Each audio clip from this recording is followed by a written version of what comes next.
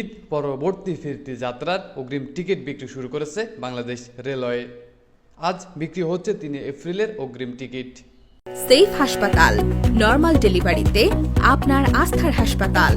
সোমবার 24শে মার্চ সকাল 8টা থেকে ফিরতি যাত্রার অগ্রিম টিকিট বিক্রি শুরু হয়। এবারও অগ্রিম টিকিটের শতভাগই বিক্রি হচ্ছে অনলাইনে। সবাই যেন ঠিকঠাকভাবে টিকিট সংগ্রহ করতে পারেন, সেজন্য 2 অঞ্চলে টিকিট 2 সময় বিক্রি করার সিদ্ধান্ত হয়েছে।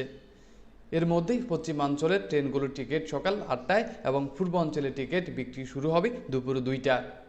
রেলওয়ের সিদ্ধান্ত অনুযায়ী ঈদ পরবর্তী ফিরতি ট্রেনের 3 এপ্রিলের টিকিট বিক্রি করা হবে 24 মার্চ, 4 এপ্রিলের টিকিট বিক্রি করা হবে 25 মার্চ, 5 এপ্রিলের টিকিট বিক্রি করা হবে 26 মার্চ, 6 এপ্রিলের টিকিট বিক্রি করা হবে 27 মার্চ, 7 এপ্রিলের টিকিট বিক্রি করা হবে 28 মার্চ, 8 এপ্রিলের টিকিট বিক্রি করা হবে 29 মার্চ এবং 9 এপ্রিলের টিকিট বিক্রি করা হবে 30 মার্চ।